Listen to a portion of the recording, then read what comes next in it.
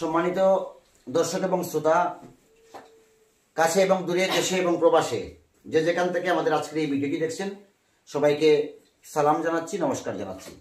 দর্শক, যদি ভিডিওটি ভালো লাগে তাহলে আপনারা শেয়ার করে দেবেন।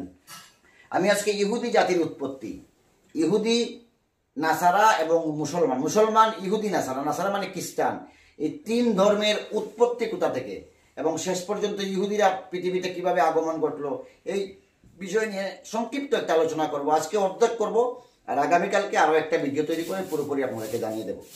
সবাই নিশ্চয়ই ভালো লাগলে নিশ্চয়ই শেয়ার করবেন।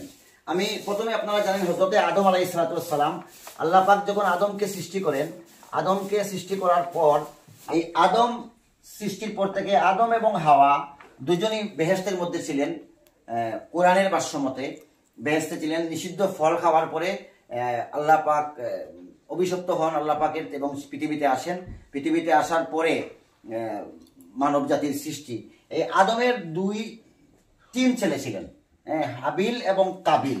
এই কাবিল কিন্তু হাবিলকে হত্যা করেছিলেন। হত্যা করার পর আর আরেকজন সন্তান ছিলেন শীশ আলাইহিস আদমের এই সন্তান কিন্তু নবী ছিলেন। এই শীশ আলাইহিস সালাম থেকে প্রায় 1000 বছর, মতান্তরে 1500 বছর পৃথিবীতে কোনো নবী রাসূল আসেননি। এই 1000-1500 বছর পরে একজন বিখ্যাত নবী নূহ আলাইহিস সালাম পৃথিবীর জমিনে আগমন করেন। এই নূহ থেকে পৃথিবী, মানব জাতি পরবর্তী সময়ে যারা যেভাবে বিস্তার লাভ করছে, আমি একটু বিস্তারিত আপনাদেরকে বলছি। নূহ আলাইহিস সালামের ছিলেন 4 সন্তান। একজনের নাম ছিল শাম, একজনের নাম ছিল হাম, একজন ইয়াফিজ, আর একজন হল ইয়াম। এখন এই শাম মানে সেমেটিক, যারা আরব আর ইহুদি, এই দুই জাতি, এই শাম পুত্র থেকে, এই জাতি থেকে এসছে। আর হাম থেকে সেমেটিক বা বর্তমান মিশরীয় বা ইরাক এবং মিশরীয়, এই সেমেটিক। আর ইয়াফিস থেকে ইন্দো ইউরোপীয় বলতে ইউরোপ, ইরান এবং ভারত, এই এলাকার জাতিগোষ্ঠী।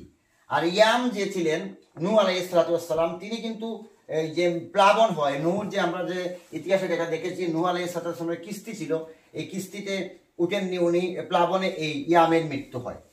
এখন ঘটনা হচ্ছে, এই পরবর্তী সময়ে এই যে সাম বা সেমেটিক বা আরব এবং ইহুদি, এই যে গোত্র বা জাতি, এই গোত্র থেকে আমাদের জাতির পিতা হযরতে ইব্রাহিম আলাইহিস সালামের জন্ম। ইব্রাহিম আলাইহিস সালাম থেকে আবার উনি বিয়ে করেছেন 2টা। একজন বিবি উনার সারা, যিনি ছিলেন জেরুজালেমে, জেরুজালেম বর্তমান ইসরায়েলের। আর একজনের নাম ছিল হাজেরা বা হাজা, তিনি ছিলেন মক্কাতে। মহান আল্লাহ পাক রব্বুল আলামিনের নির্দেশে হাজেরাকে ইব্রাহিম আলাইহিস সালাম মক্কাতে রেখে এসেছিলেন, তার ছেলে ইসমাইল আলাইহিস সালাম সহ। এবং আল্লাহ পাকের হুকুমে ইসমাইলকে এবং হাজেরাকে মক্কাতে রেখে এসেছিলেন। এখানে একটা ইতিহাস আছে, এই সন্তানকে পানি পান করানোর জন্য হাজেরা দৌড়াদৌড়ি শুরু করেছিলেন। আমরা মক্কাতে গিয়ে যে 7 বার চক্কর দেওয়া হয় এই জায়গাতে, আর একটা জায়গাতে শেষ সময় তিনি জম বলে একটা পা দিয়ে বা হাত দিয়ে, যাই হোক, একটু করেছিলেন, সেখান থেকে জমজম কুয়ার উৎপত্তি হয়েছিল। আর এই ইসমাইল থেকে আমাদের শেষ নবী হযরত মুহাম্মদ সাল্লাল্লাহু আলাইহি ওয়াসাল্লাম, এই ইব্রাহিম আলাইহিস সালাম থেকে হাজেরার সন্তান ইসমাইল থেকে এই লাইন দিয়ে শেষ নবী আমাদের হযরত মুহাম্মদ সাল্লাল্লাহু আলাইহি ওয়াসাল্লাম আজ থেকে 1400 বছর আগে পৃথিবীতে আগমন করেছিলেন এবং মানবতার বার্তা তিনি মানুষকে দিয়েছিলেন। এটা হচ্ছে এই দিকটা। আর এই দিকটা হচ্ছে সারা। এই সারা যে জেরুজালেম, এই সারার সন্তান হচ্ছে ইয়াকুব আলাইহিস সালাম। এই ইয়াকুব থেকে বনি ইসরাইল এই বংশের উৎপত্তি। এই ইয়াকুব আলাইহিস সালামের ছিলেন 12 জন ছেলে। বড় জনের নাম ছিল ইয়াহুদা, একজনের ছিলেন নাবিল, আরো অন্যান্য নাম ছিল। ইয়াকুব আলাইহিস সালামের 2 বিবি ছিলেন। একজনের ঘরে ছিলেন 10 সন্তান, আর আরেকজনের ঘরে 2 জন। একজনের নাম বেনিয়ামিন, একজনের নাম ইউসুফ। এখানে একটা মজার ইতিহাস আছে, আপনাদেরকে এই ইতিহাস অনেক লম্বা, আপনারা জানেন, এরপরেও আমি সংক্ষেপে বলছি। এই যে ইউসুফ আলাইহিস সালাম, ইনি একদিন রাতে স্বপ্নে দেখেছিলেন যে আকাশের 10টা তারা এবং চাঁদ সূর্য উনাকে সেজদা করছে, উনি তো ওনার পিতার কাছে স্বপ্ন বলেছিলেন, পিতা নিষেধ করেছিলেন, তারপরে উনি ভাইদের কাছে স্বপ্নের কথা বলে দেন। এরপরে ভাইয়েরা ষড়যন্ত্র করে ওনাকে ওই একটা কুয়াতে ফেলে দেয়। কুয়াতে ফেলে দেওয়ার পরে সেখানে আবার এই ওনার জামাকে বকরি জবাই করে রক্ত দিয়ে বাবাকে বুঝ দেওয়ার চেষ্টা করেন যে নেকড়ে বাঘা খেয়ে নিয়েছে ইউসুফকে। আর এই ইউসুফ আলাইহিসসালাম যখন কুয়াতে পড়েন, তখন কুয়াতে যখন ফেলে দেন, তখন একটা প্রচন্ড ঝড় বৃষ্টি আসে। আর এই ঝড় বৃষ্টির কারণে তার ভাইয়েরা পালিয়ে যায়। আর ওই দিক দিয়ে একটা কাফেলা যাচ্ছিল। এই কাফেলা যখন যাচ্ছিল, এই কাফেলার যিনি নেতা ছিলেন, আমি যদি খুব ভুল না করি, ওনার নাম ছিল মালেক বিন জার, সম্ভবত আমি যদি ভুল না করি, মালেকটা শিওর, আর বিন জার নাকি আমি শিওর আমার মনে হচ্ছে না। উনি ওই দিক দিয়ে যাচ্ছিলেন, তারা ওই জ্বরের কবলে পড়েন। এবং যিনি মালেক, ওই নেতা, উনি বলছিলেন যে এই যে কুয়াটা আছে, কুয়ার পানি নোনা, পশু পাখিরা কুয়ার পানি খাবে না। তখন তারা খুব এমন অবস্থা, পশুদের জলের জন্য তারা হাহাকার করছিল। এবং একজন লোক সেখানের মধ্যে বৃদ্ধ, সে শুধু পানি পানি এরকম চিৎকার করছিল। তখন এই কাফেলাটা নিয়ে যাওয়ার চেষ্টা করছিল অন্যত্র কুয়ার কাছে। তখন কোনো পশু সেখান থেকে যেতে চায়নি, সবাই এখানে দাঁড়িয়ে পড়ে। এরপরে যাই হোক, এখানে আরো ইতিহাস আছে, তারা জল তোলার পরে ওই ইউসুফ আলাইহিসসালামকে তারা সেখানে পায়। পাওয়ার পরে মিশরের বাজারে নিয়ে আসে। এত সুন্দর ছিলেন ইউসুফ, মানে সবচেয়ে সুন্দর নবীদের মধ্যে আমাদের নবী ছিলেন লাবণ্যময়ী সুন্দর, আর সাদা সুন্দর সবচেয়ে বেশি ছিলেন ইউসুফ আলাইহিসসালাম। এই ইউসুফ আলাইহিসসালামকে মিশরের বাজারে তখন গুলাম বেচা কিনা হতো। এই গুলাম বেচা কিনা করার জন্য বাজারে তোলা হয়। তখন এই যে গুলামী ছেলেটাকে দেখার জন্য সবাই কিন্তু বীর জমায়। শেষ পর্যন্ত আজিজে মিশর তৎকালীন সময়ে লক্ষাধিক স্বর্ণ মুদ্রা দিয়ে মালেক বিন জারের কাছ থেকে ওনাকে কিনে নিয়ে ওনার বিবি, নামটা আমি ভুলে গেলাম, মনে পড়েছে দর্শক, জুলেখাকে উপহার দেন। এরপরে জুলেখার সাথে অনেক ঘটনা আপনারা তো জানেন, এগুলো আর বিস্তারিত আমি বলছি না। এই জুলেখা পরবর্তী সময়ে ষড়যন্ত্র হয়, ইউসুফ আলাইহিসসালামকে জেলে পাঠানো হয়।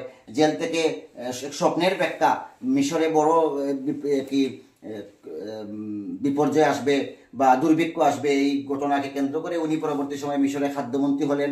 পরবর্তী সময় আজিজে মিশর, একসময় মিশর প্রতি শাসন করেছিলেন তিনি। এই মিশর শাসন করার সময় যখন ছিল, ওই দুর্ভিক্ষ ছিল, তখন গম নেওয়ার জন্য ওই যে তার 10 ভাই, তারা কিন্তু এসেছিলেন মিশরে। আসার পরে বেনিয়ামিনকে ইউসুফ আলাইহিসসালামের নির্দেশে ওই তার যে গম দেওয়ার যে স্বর্ণের বাটিটা ভেতরে ঢুকিয়ে দেওয়া হয়, ঢুকিয়ে দিয়ে তাকে আটকে রাখা হয়।